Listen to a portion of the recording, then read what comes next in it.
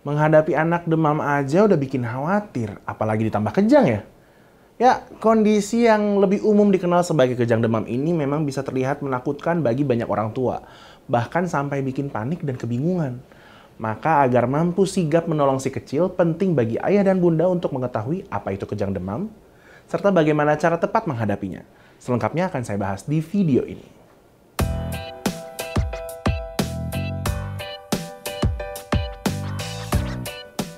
Halo, saya Dr. Abi dari Halo Dokter. Oke, pertama-tama saya mau kasih tahu dulu nih, apa itu kejang demam dan apa penyebabnya. Jadi, kejang demam adalah kejang atau yang sering disebut juga sebagai step yang muncul ketika suhu tubuh anak meningkat tinggi alias demam. Kejang demam ini rentan terjadi pada anak usia 6 bulan hingga 5 tahun. Jadi kalau si kecil yang berada dalam rentang usia tersebut mengalami demam, apalagi kalau suhunya tinggi, ayah dan bunda patut siaga akan kemungkinan munculnya kejang demam ini. Siaga dalam artian siap sedia ya, bukan jadi khawatir berlebihan dan panik. Nah, penyebab pasti dari kejang demam hingga kini memang belum diketahui pasti. Tapi ada beberapa faktor yang diduga berkaitan dengan peningkatan risiko terjadinya kejang demam. Antara lain infeksi virus atau bakteri, adanya riwayat kejang demam dalam keluarga, serta suhu yang terlalu cepat meningkat. Sekarang yang jadi pertanyaan berikutnya, gimana dong taunya si kecil lagi kejang demam? Saat si kecil mengalami kejang demam, seluruh tubuhnya, terutama tungkai dan juga lengan bisa terlihat gemetar, kaku, atau bahkan malah menyentak-nyentak nggak terkontrol. Selain itu, dia juga kelihatan nggak memberi respon saat diajak main atau bicara. Kemudian setelah kejang, anak bisa juga pingsan atau kehilangan kesadaran. Nah, berdasarkan durasi dan frekuensinya, kejang demam bisa dibagi lagi nih menjadi dua jenis. Yang pertama adalah kejang demam sederhana yang terjadi pada seluruh bagian tubuh dan tidak berulang dalam waktu 24 jam. Durasinya hanya berlangsung beberapa detik hingga kurang dari 15 menit. Kedua, kejang demam kompleks yang biasanya hanya timbul pada salah satu bagian tubuh, misalnya tangan atau kaki kiri saja. Lalu, kejang bisa berulang dalam periode 24 jam dan berlangsung lebih dari 15 menit. Oke, jadi sekarang ayah dan bunda udah tahu ya apa itu kejang demam, penyebabnya, dan juga gejalanya. Next, gimana nih mengatasinya? Apakah dengan dikasih kopi? Ayo loh, mungkin masih banyak ya orang tua yang percaya sama hal ini. Tapi itu cuma mitos. Nah, supaya bunda dan juga ayah nggak termakan info-info simpang siur kayak gini, apalagi kalau udah soal kesehatan anak, mending langsung aja cek faktanya ke ahlinya, misalnya dokter anak. Bisa sekalian tanya pas bawa si kecil ke posyandu, atau bisa juga manfaatin layanan telemedicine untuk chat sama dokter anak kayak yang ada di aplikasi Halo Dokter. Di aplikasi ini, bunda dan ayah bisa tanya-tanya sepuasnya tentang kesehatan anak, termasuk mitos yang kayak tadi itu tuh. Terus nanti kalau dinilai perlu untuk memeriksa si kecil secara langsung, bisa juga nih, langsung dibuatin janji konsultasi tatap muka dengan dokter terdekat.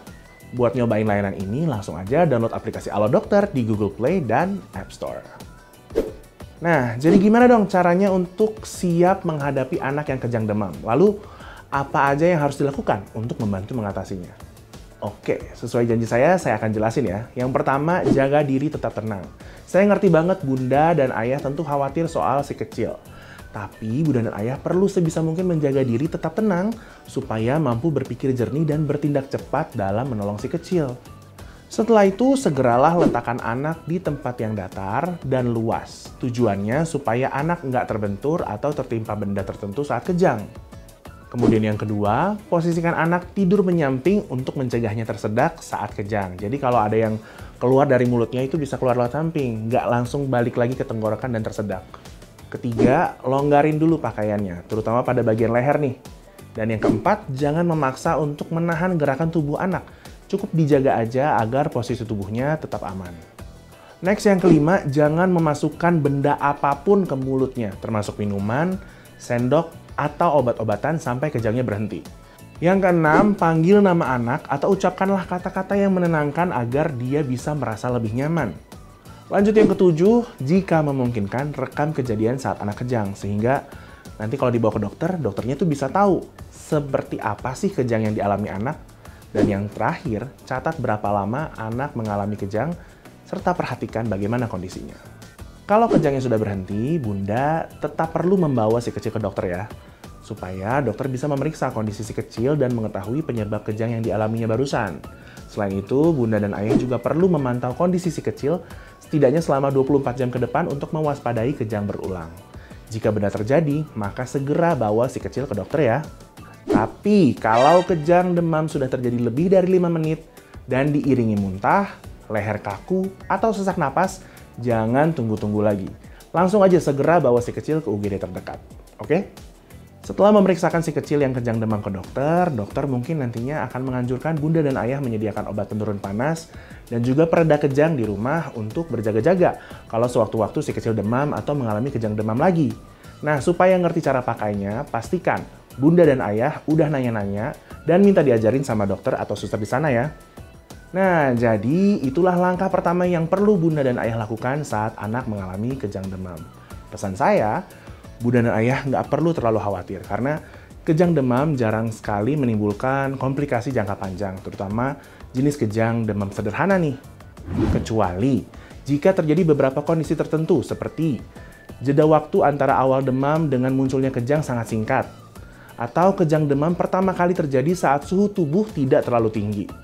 Lalu jika usia anak di bawah 18 bulan saat mengalami kejang demam yang pertama, atau ada riwayat kejang demam pada anggota keluarga yang lain.